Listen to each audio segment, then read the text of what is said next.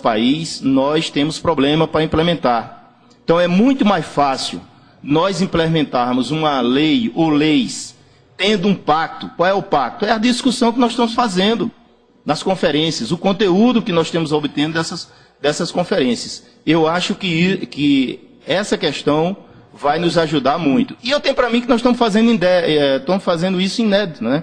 Porque nós nunca tivemos realmente conferência com caráter de Estado. É a primeira vez que nós estamos tendo conferência do caráter de Estado. Eu acho que nós temos as condições para trabalhar na perspectiva de um pacto e avançar em relação à regulamentação do sistema nacional. Agradeço, professor Chagas. Também aproveito para agradecer aos colegas do MEC, de todas as secretarias do MEC que estão presentes aqui no auditório, representantes do INEP, colegas nossos também da CAPES, do FNDE, que estão presentes aqui. Agradecer também a mobilização feita por toda a rede de avaliadores educacionais que são vinculados à SASE e que já vem trabalhando na orientação técnica para o alinhamento dos planos estaduais e municipais ao PNE. Queremos agradecer também as pessoas que estão, a gente vê aqui na tela, né, as pessoas que estão nas salas presenciais, todas as pessoas que estão acessando os links e nos mandando as questões também pela internet.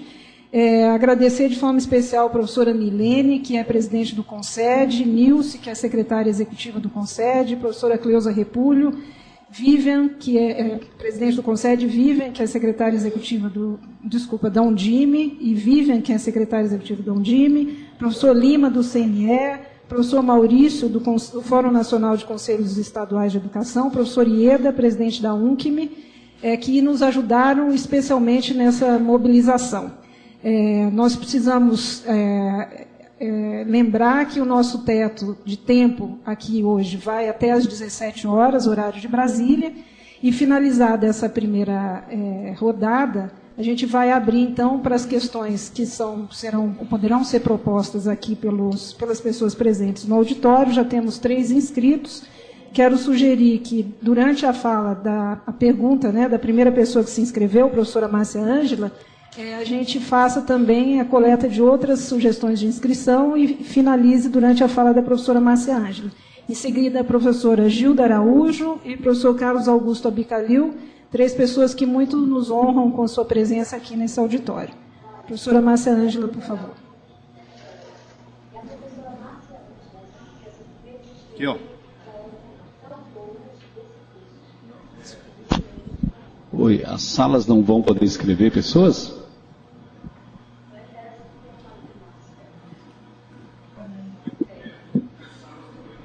Sim, as salas, na próxima rodada, as salas formularão suas questões. Boa tarde a todos que estão aqui presentes, como também nas salas virtuais. Eu queria saudar inicialmente a mesa, a excelência do posicionamento de cada um dos nossos expositores que conseguiram, em um tempo recorde, trazer tantos temas de consistência e de profundidade tão ampla. E eu gostaria de fazer uma questão, uma pergunta, e partindo do seguinte: nós, quando estamos discutindo a questão do regime de colaboração, o pacto federativo, então nós estamos discutindo isso a partir de uma visão de um país, que é um país com extremas desigualdades, com grupos com recursos de poder bastante diferenciados, e, portanto, não há os agentes que se organizem e que vão tentar construir esse pacto federativo, eles têm recursos diferenciados de poder, né? Então, nesse sentido, há de se pensar que o Brasil, ele conseguiu em algum momento ter pactos político, econômico, pacto social definidos. Acho que esses pactos estão sendo revisitados no momento em que nós temos grande movimentação na sociedade brasileira, no sentido de firmar novos horizontes, e isso se reflete, claro, no campo educacional. E, portanto, a criação de instâncias, e nessa minha posição é muito ancorada no que o professor Cury afirma, a necessidade da existência de instâncias que consigam dar visibilidade a esses pactos. E essas instâncias, elas serem sustentadas por essa ampla mobilização de que falava o professor Chagas e também o Binho. Então, como manter esse estado de mobilização para a discussão das finalidades da educação, respondendo aos desafios da questão da universalização, da sua universalização, da dignificação do trabalho dos educadores e da gestão democrática, se não tivermos de forma organizadas essas instâncias. E aí a minha pergunta é, será que efetivamente o Fórum Nacional de Educação e as Conferências Nacionais de Educação, elas podem ter um caráter mais sistematizado, que consiga congregar ou agregar essa força tão ampla que existe no Brasil atualmente? É possível que essas duas instâncias, tanto as conferências como os fóruns, podem ser essas instâncias de pactuação mais ampla, e a partir dessas instâncias, então, se ter pactos que digam respeito a setores específicos dentro do campo de educação? Obrigada. Obrigada, professora Márcia Ângela. Professora Gilda Araújo, Universidade Federal do Espírito Santo.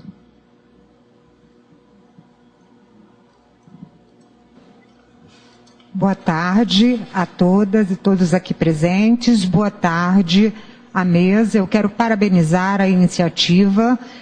Quero dar minha boa tarde também a todas as pessoas, a todos os colegas presentes nos polos presenciais. Bom, eu queria fazer considerações e depois uma pergunta, né?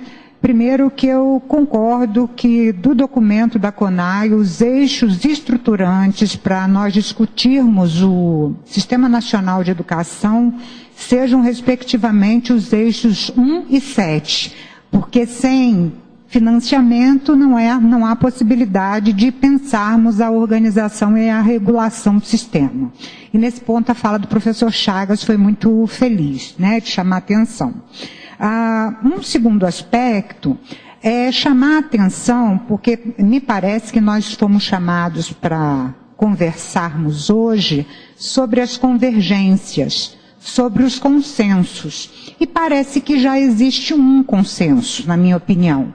É de que o Sistema Nacional de Educação deva se dar pela via da cooperação federativa, traduzida no regime de colaboração inscrito no nosso texto constitucional.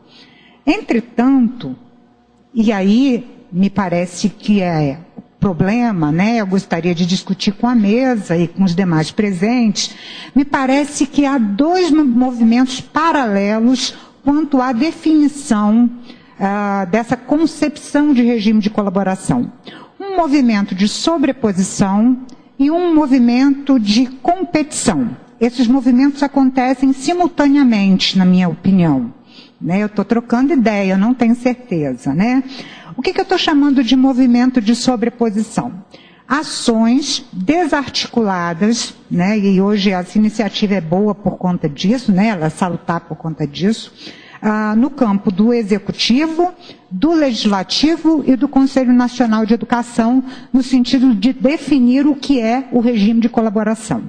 E com concepções muitas vezes distintas, na maioria das vezes distintas, confundindo colaboração com coordenação, confundindo colaboração com outras formas de, né, outras maneiras de interação entre os entes federados e até com a iniciativa privada e por aí vai.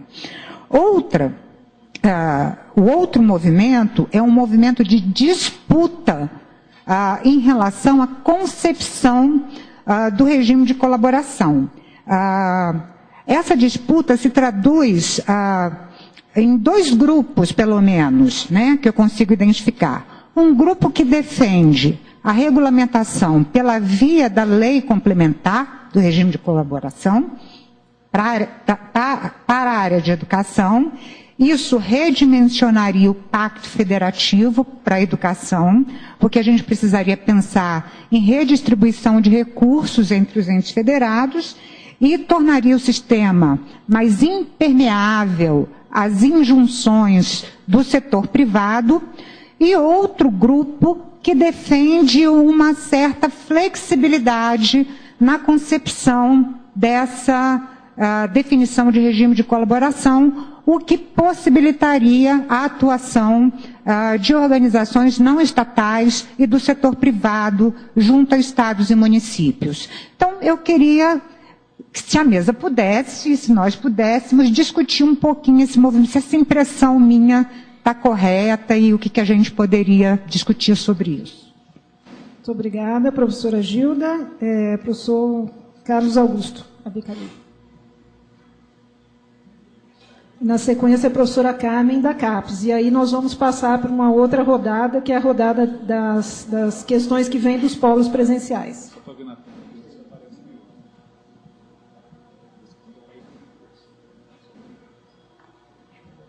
Estamos aguardando o nosso intérprete de Libras. Boa tarde, amigos e amigas. É com imensa alegria que participo dessa 4ª Conferência Livre